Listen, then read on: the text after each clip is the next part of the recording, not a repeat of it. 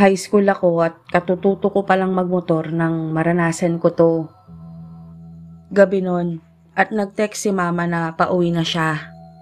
Nagpapasundo siya sa may babaan, sa may junction. Doon siya laging nagpapasundo kasi tuwing uuwi siya, pinapakyaw niya yung tinda ng matandang lalaki doon. Kahit nasa Santa Ignacia Tarlac pa lang siya, nagpunta na ako.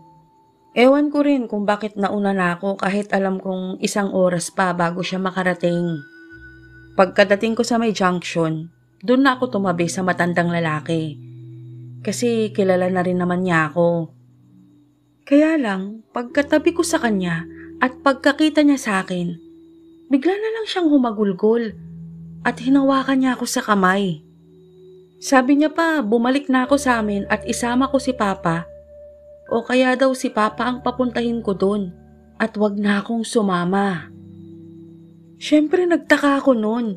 Kako bakit? Pero iyak lang ang sagot niya. Paglipas ng ilang minuto, sakto na doon naupo sa malapit sa pwesto namin yung inspektor ng bus. Nilapitan naman siya ng barker at tinabihan. Yung itsura kasi ng inspektor, namumutla. Naaksidente yung unang bus. Nawala ng preno yung kasalubong na dump truck eh. Maraming namatay. Narinig kong sabi ng inspektor. Pagkatapos niyang sabihin yun, lumitaw na lang si Mama sa gilid niya. Malungkot ang tingin niya sa akin. Lalo namang humigpit ang hawak ng matandang tindero ng tubig sa mga kamay ko. Nang mawala ang aparisyon ni Mama, nawalan ako ng malay. Pagkagising, nagwala ako. Alam ko na yung bus na sinakyan ni Mama ang naaksidente at isa siya sa mga namatay. Barker ako ng bus dito sa may junction. May mga pamilyar ng mukha sa akin, pero madalas pa rin na may bago. Maulan ng araw nang mangyari to. May bagyo at sabi sa radyo, malakas pag dumapo na sa lupa. Pero tuloy pa rin ang biyahe ng mga bus. Yung may edad ng kapwa ko barker, si Mang Boy, na kasalukuyang nagyoyosi sa kabilang kalsada, bigla na lang tumawid. Sinisigawan niya ako, wag ko raw paalisin yung bus. Napangiwi ako. Bakit? Tanong ko. Pero ganun lang ang sigaw niya, na wag ko raw paaalisin. Muntik pa nga siyang mahagip ng kotse sa pagmamadali niyang makatawid, pero wala siyang paki. Kahit nung tumigil yung kotse at sinigawan siya ng driver. Doon na ako nagtaka. War freak yung putang inang matandang yun eh. Parang ang nasa isip niya lang ng mga panahong yun ay makalapit at mapigilang makaalis ang bus. Pagkatawid niya, hinampas niya ng hinampas yung likod ng bus. Nagmumura na rin siya. Nung tumigil, tumakbo siya. Siyempre sumunod ako.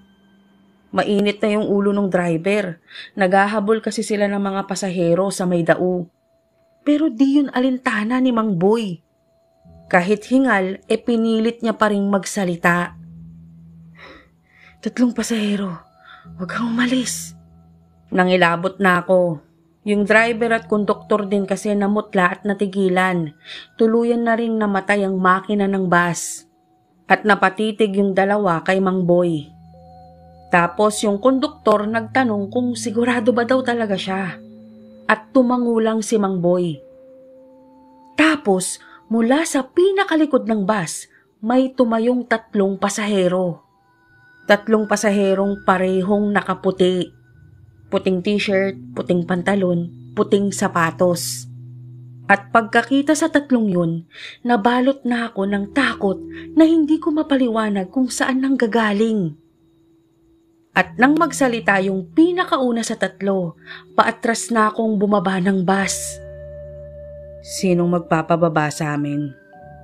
Tanong nung isa sa 3. Sabay namang napalunok yung driver at konduktor at sabay na namilog ang mga mata nilang dalawa nang parang estudyanteng sasagot sa recitation, si Mang Boy na nagtaas ng kamay. Nakakatakot na talaga nun. Sabay-sabay na nilingon siya ng 3 babae at sabay-sabay din silang ngumiti. Tapos sabay-sabay din silang nagsalita. Alam ba niyang lolo ka niya? Hindi na sumagot nun si Mang Boy at maya-maya rin bumaba na rin yung 3 babae. Tapos pagbaba nila, pinababa ng driver lahat ng pasahero, pinalipat sa susunod na bus. Kinagabihan na cardiac arrest si Mang Boy. Sa lamay niya nandun kami, pati yung driver at konduktor ng bus. At pareho silang umiiyak. Ayon sa kanila, kung hindi dahil kay Mang Boy, baka nasangkot sila sa aksidente at hindi nila alam kung may maliligtas. Dahil yung 3 babae umano ay mga sundo. Hindi na napaliwanag ng driver at konduktor kung paanong nalaman ni Mang Boy at nila na sundo nga ang mga yun.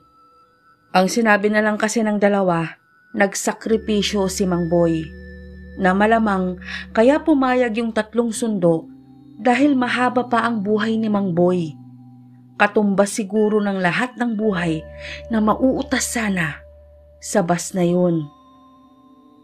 Alkoholik si Mang Boy. Kaya isang araw, nilayasan siya ng asawa niya kasama ang 4 nilang anak. Pero sinuyo niya naman sila. Nangakong magbabago. Pero hindi na sila bumalik pa. Hindi na rin tinanggap ng asawa niya ang pinansyal na suportang iniaabot niya. Mula nun, mag-isa na sa buhay si Mang Boy. Gabi-gabi nang umiinom ulit. Hanggang sa matanggal sa trabaho bilang gwardya at maging barker na sa may junction. Sa huling gabi ng burol niya, dumating ang asawa at 4 niyang anak at 3 niyang apo. Yung apo niyang isa, lulan ng bus na hindi pinaalis ni Mang Boy.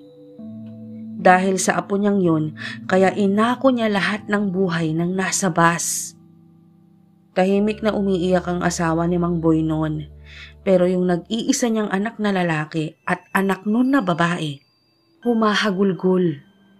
Sa tingin ko, nakarating sa kanila ang kwento sa junction at ang ginawa ni Mang Boy. Sa huling pagkakataon, naipadama niya na mahal niya sila.